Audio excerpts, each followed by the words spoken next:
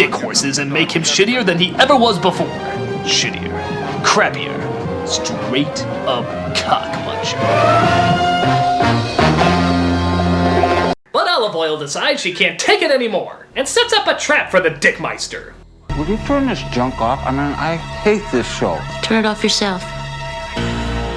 What did you say to me? I said you could damn well turn on yourself to the woman! Hey now, you don't mean that. It's the Crackers talking. That's it. Good night. Good day. Oh no, I've been blisterined! Make sure my coffin is minty fresh. And the inventions keep on coming as Bobby, it appears, put together a typewriting machine that actually writes the story while she's asleep. I'd make a Stephen King joke here, but let's face it, you've already made it in your head. But things get even worse when Hilly suddenly slips into a coma. I'm taking him to the hospital, Terry. No, you two stay here. I'll take Hilly to the hospital. I'll call you as soon as I've spoken with the doctor. Ah yes, trust the guy who believes in engine magic with the safety of your child. Daddy.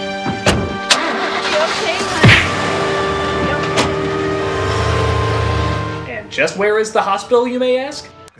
Oh good, I hear they have a real good health plan down there. Whenever a kid is in trouble, they just walk inside their house and pretend like nothing is going on. Suck on that, continuity lovers! Tommyknockers knocking at the door. So as you can see, Olive Oil was put in the nut house, and it seems like the rest of the town is not too far behind. Not only is everybody making more Dr. Seuss inventions, but many of them start becoming psychic and acting more crazy. I know a psychic in a Stephen King story. Alert the media! What was it you wanted? Well, aren't you gonna read my mind like everybody else, Nancy?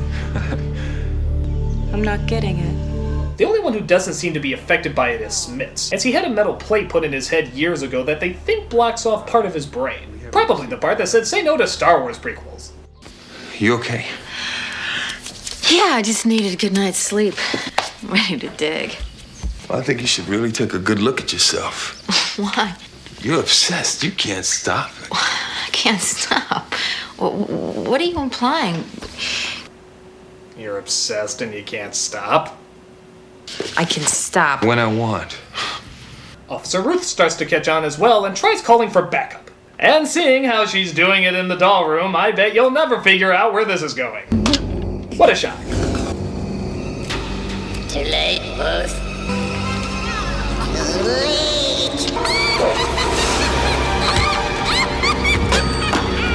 We represent the Homicide Guild! The Homicide Guild!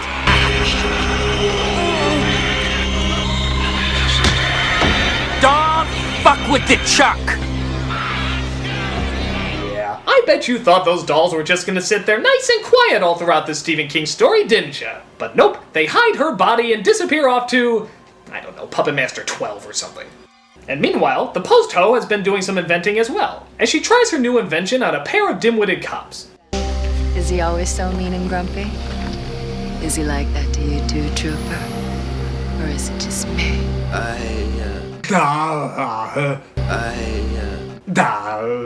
I'm just an officer. I don't use big words in front of pretty ladies. Sound like Randy Newman. Officer, they don't use words in front of ladies. I just wish you'd known better than to come snooping around like this. Hold it right there now. Do as he says, ma'am. You wouldn't stop a lady from putting on a little lipstick, would you?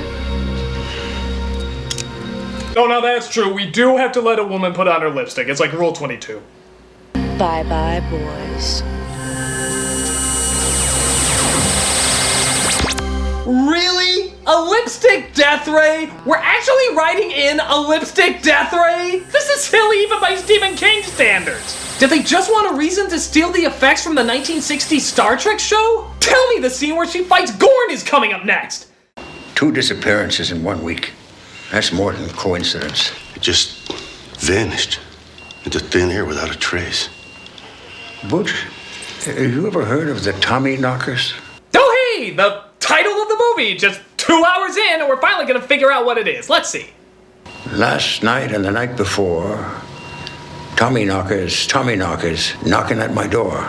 You said yourself that it was as if they had vanished into thin air.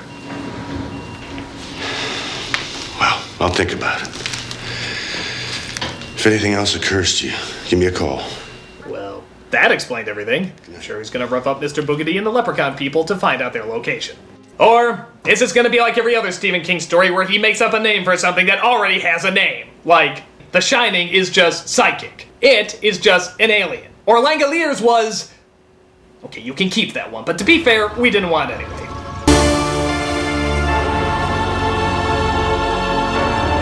So everyone gathers around the Church of Slimer as everyone is hypnotized by the lean, mean green machine to keep digging it up. The time for all of us to unite is at hand.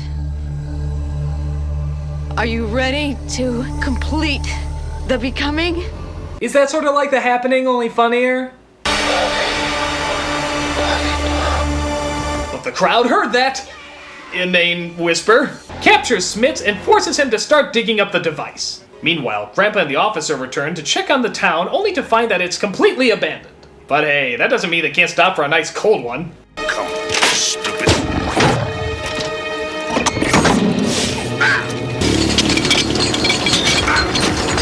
They booby-trap the Coke machine. You know, how about like a mine in the road or something like that? I mean, this is goofily abstract. What if military forces aren't thirsty?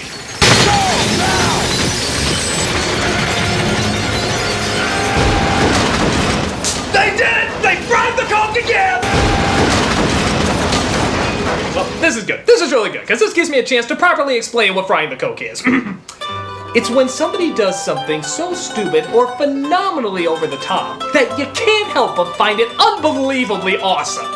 And by God, what is more awesome than being killed by an exploding soda machine created by glowing Nickelodeon slime?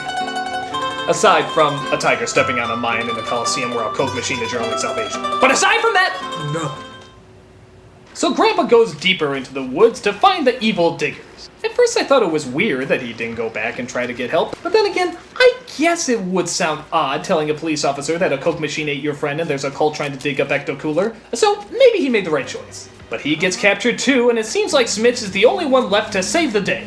He convinces Bobby that he's turned to their side and that only the two of them should be allowed to finish the digging and see what's inside.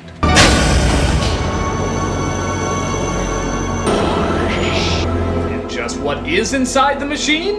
The TARDIS from Doctor Who. No, that'd be somewhat creative. No, it's just aliens. That's it. They crash landed and have been here for years, eating up people so they can repopulate. They've been giving you brain boosters, but all they're doing is fattening you up. It's a cookbook! It's a cookbook! How does eating people help them repopulate? Why is the town only now being hypnotized by them? Why do intelligent life forms always seem to crash their ships? Never explained. They're just aliens. They're just weird. This has all been a lie. But they do find some of the missing people, including Hilly's brother. Drop your hands, okay? You okay? Worst magic trick ever.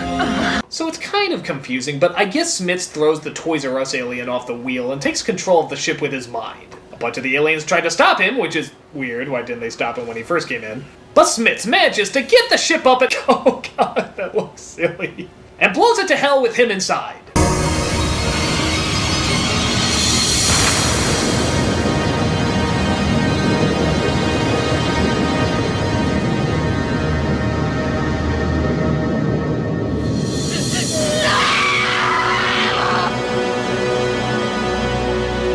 And that's where it ends. I shouldn't really say end, just more stops. And with that said, kids, I must ask the question, what have we learned today? Well, I learned there's a rumor that Stephen King wrote this while high off his ass. And honestly, I wouldn't doubt it. I mean, yeah, it's stupid, silly, and makes little sense, but it's also kind of like looking into somebody's psyche. Most of the story is talking about how a certain substance increases your creativity, but also increases your dependency. Much like King admitted that's what happened when he was a stoned alcoholic. So in that sense, it's actually sort of fascinating. Seeing one guy trying to get rid of his dependency while also trying to make others beat theirs. But taking that out of it, this actually is one of the more entertaining Stephen King miniseries, just based off of its goofiness. As usual, it's a lot of build-up to a disappointing payoff, but the build-up is always good, and the over-the-top delivery is a ton of fun to watch. Honestly, I'd say give it a watch. Just don't play the drinking game while watching it, your lungs will disappear. I'm the Nostalgia Critic, and Nostalgia-ween is on the way!